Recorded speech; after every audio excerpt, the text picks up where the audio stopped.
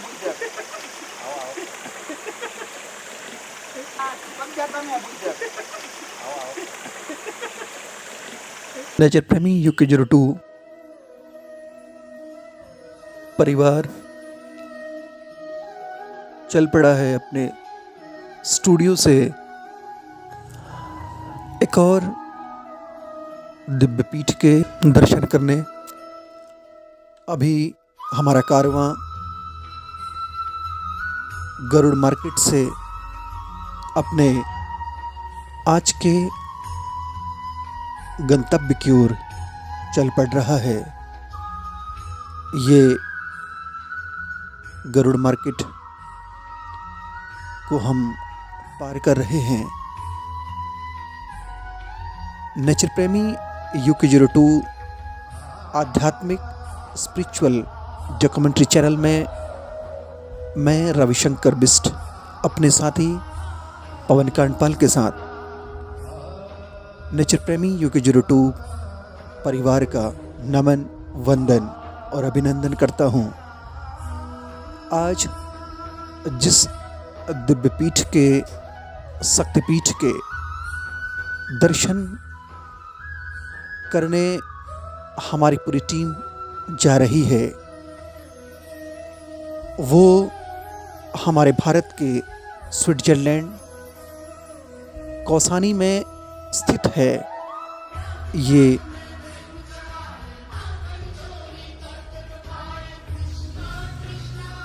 रास्ते का यह नज़ारा है, ये सुंदर दृश्य है, ये पर्वत हैं, ये पहाड़ हैं, ये हमारे भारत के स्विट्जरलैंड कौशानी के चारों ओर का अवलोकन आप करें। बड़ा मनोहर, बड़ा मनोरम दृश्य है।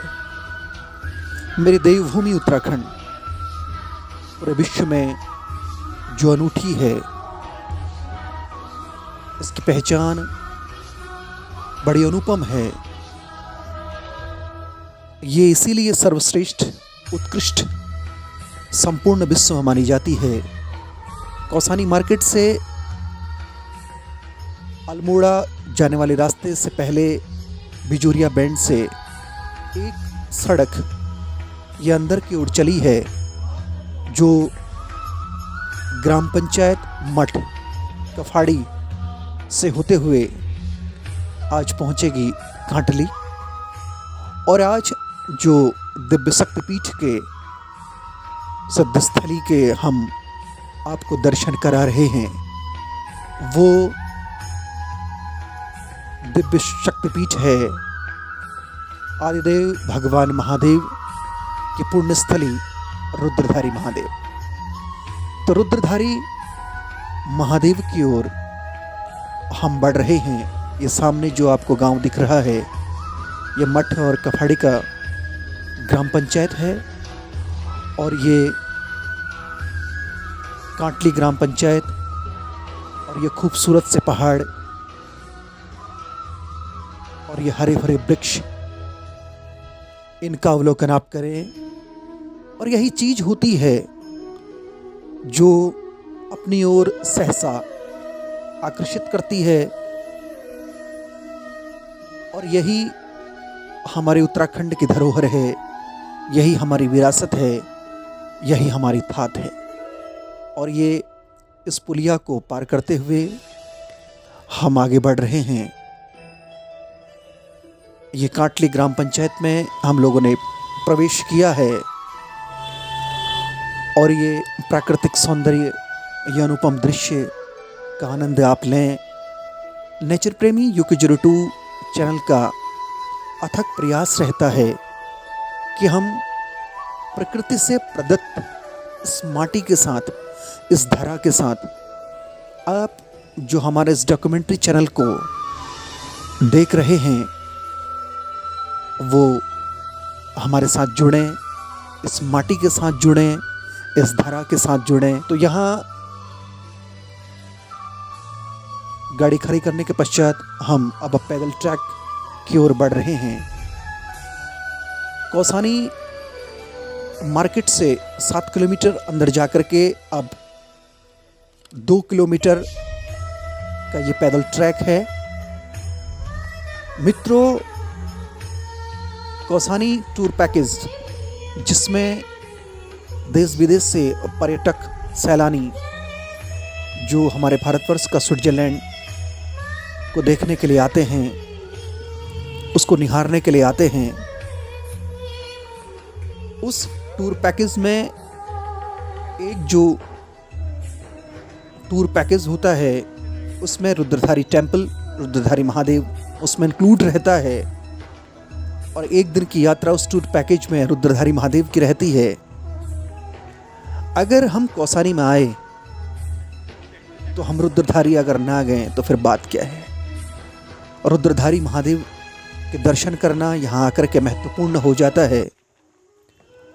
देश विदेश के सैलानियों ने ही नहीं बल्कि यहाँ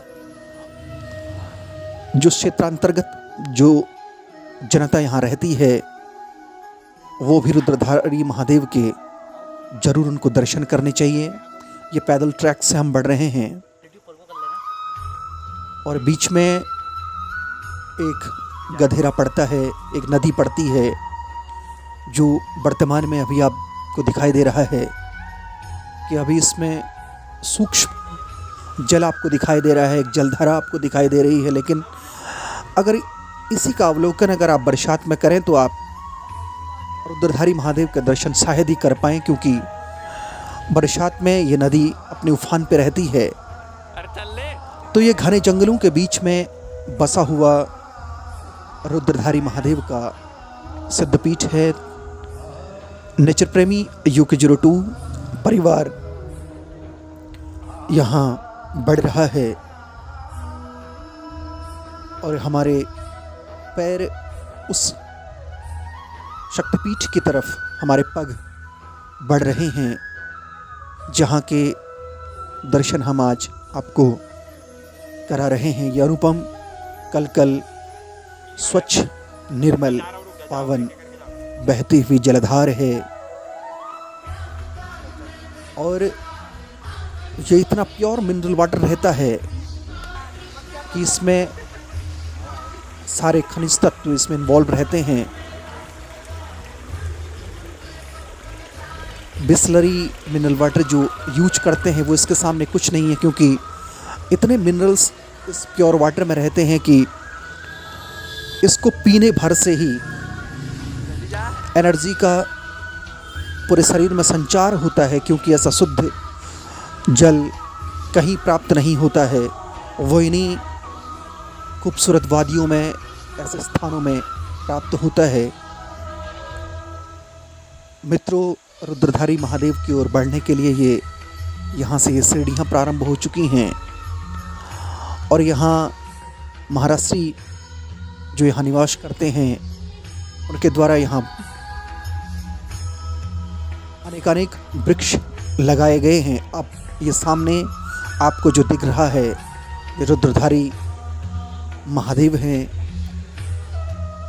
ये आदिदेव महादेव रुद्रधारी का सिद्धपीठ है और ये चारों ओर का दृश्य आप देखें, ये पानी की व्यवस्था यहाँ पर है, यहाँ पर जलधार है और ये भंडार कक्ष आप देख सकते हैं, यहाँ भंडारा बनाया जाता है। इस सीढ़ियों से हमारी टीम बढ़ रही है रुद्रधारी महादेव सिद्धपीठ की तरफ और यहाँ ये पर्यटक रुद्रधारी टेम्पल का एंजॉय ले रहे हैं, महादेव के दर्शन कर रहे हैं। यहाँ का जो सबसे अट्रैक्टिव जो प्लेस है वो रुद्रधारी महादेव तो हैं ही, और सामने जो बहता हुआ कल कल करता हुआ जो झरना है, यहाँ का सबसे अट्रैक्टिव स्टोर का पार्ट है और ये रुद्रधारी यानी रुद्रकुंड आपको दिखाई दे रहा है। मित्रों, ये हैं देवों के देव महादेव का सिद्धपीठ रुद्रधारी महादेव।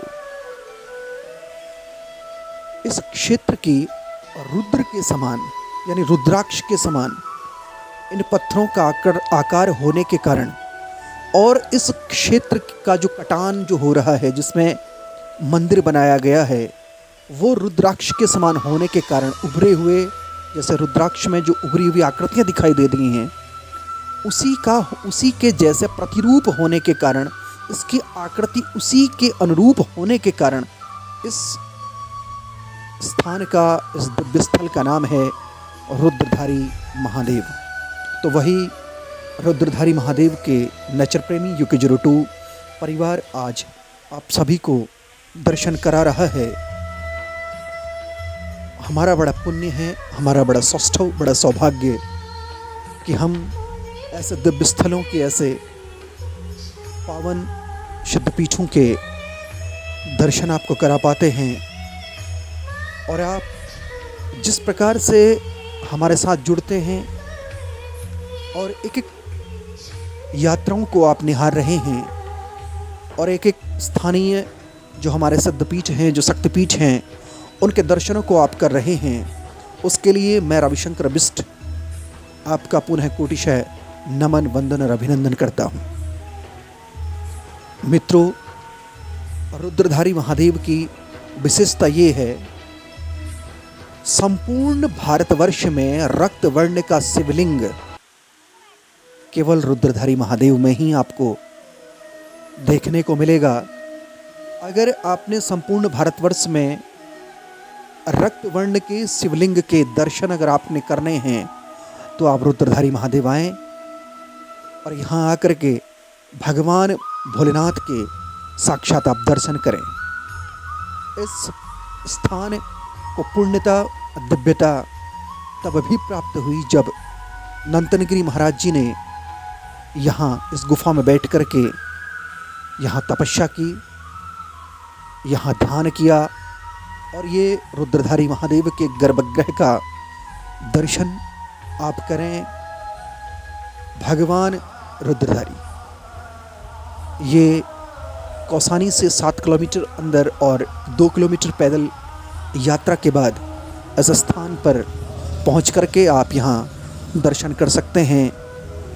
अब आपको गर्भगृह में भगवान महादेव का संपूर्ण परिवार दिखाई दे रहा है और ये रक्त वर्ण का शिवलिंग, जिसके दर्शन आप करें, जिसके साक्षात दर्शन आप करें, जो दिव्यता, जो अलौकिकता की अनुभूति हमको यहाँ पर प्राप्त हो रही है, वो अलौकिकता, वो दिव्यता आपको भी प्राप्त हो, आप भी उन्नति करें, आपको स्वास्थ्य लाभ प्राप्त हो। भगवान महादेव आपकी प्रत्येक मनोकामना को पूर्ण करें, यही नेचर प्रेमी UK02 का प्रयास है।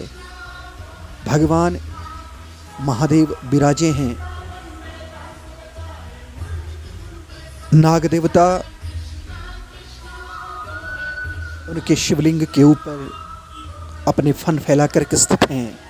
साथ में भगवान भैरवनाथ जी, साथ में नंदी महाराज, सरस्वती माता, कार्तिकेय भगवान जी और भगवान गजानन, इनके दर्शन आप करें।